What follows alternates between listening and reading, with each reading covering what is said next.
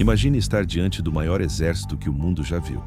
Um mar infinito de soldados persas cobrindo o horizonte, carruagens com lâminas prontas para rasgar carne e poeira subindo como fumaça de um apocalipse. No centro desse caos, um jovem rei macedônio observa em silêncio. Alexandre não tem os números, não tem vantagem, não tem misericórdia do destino. Ele tem apenas uma coisa, uma estratégia tão ousada que pode destruir um império inteiro em poucos minutos. Gaugamela não foi apenas uma batalha, foi o instante em que a história parou e decidiu quem mandaria no mundo. De um lado, Dário III, o rei dos reis, sentado sobre o maior poder da terra. Do outro, Alexandre, um homem que acreditava ser escolhido pelos deuses para viver como Aquiles. E quando as linhas se chocarem, não será apenas uma guerra de espadas, será um duelo psicológico entre dois destinos. Mas antes do ataque final, antes da carga que faria o próprio rei persa fugir em pânico, você precisa entender como Alexandre transformou desvantagem em armadilha, porque o que aconteceu naquele campo não foi sorte, foi uma obra-prima militar. E quando esta história terminar, você vai perceber que Gaugamela não criou apenas um vencedor, criou uma lenda impossível de apagar. Antes de ser chamado de O Grande, Alexandre era apenas um garoto olhando para o mundo como se ele fosse pequeno demais, filho de Filipe. Segundo, o rei que transformou a Macedônia em uma máquina de guerra. Alexandre não queria herdar um reino, ele queria herdar a eternidade. Educado por Aristóteles, ele aprendeu que o mundo não pertence aos mais fortes, pertence aos mais ousados. Ele carregava a Ilíada como um manual sagrado e acreditava ser o novo Aquiles. Quando seu pai foi assassinado, Alexandre não hesitou. Com apenas 20 anos, ele não assumiu um trono. Ele assumiu uma missão: destruir o maior império da terra e enfrentar o Rei dos Reis. O destino escolheu o deserto de Gaugamela como palco. Uma planície aberta, larga o suficiente para um império inteiro marchar. Dário III trouxe um exército impossível de contar. Cavalaria, arqueiros, carruagens com lâminas, um mar de homens. Alexandre tinha menos soldados, muito menos.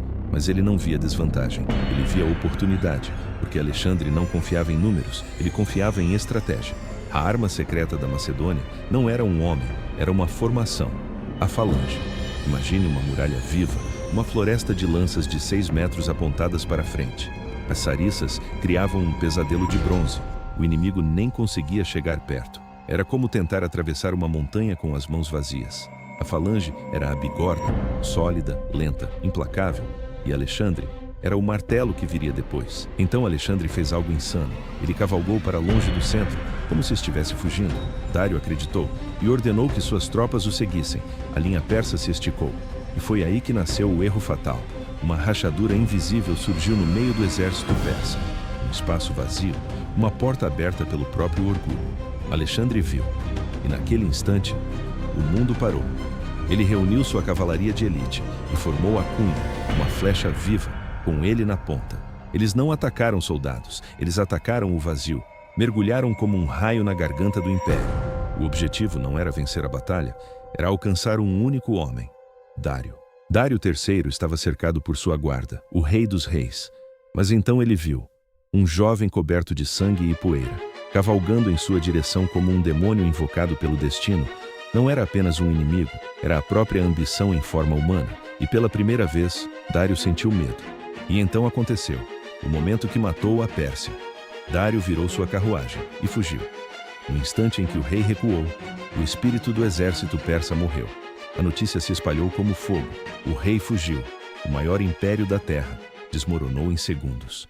Quando o sol caiu sobre Gaugamela, restou apenas silêncio. Milhares de armas abandonadas no chão. Alexandre venceu o impossível. A história mudou de dono, mas heróis não descansam. Ele conquistou o mundo e descobriu que a glória eterna cobra um preço cruel: a solidão absoluta no topo. Alexandre conquistou o mundo, mas pagou o preço da solidão no topo. Glória eterna tem um custo cruel.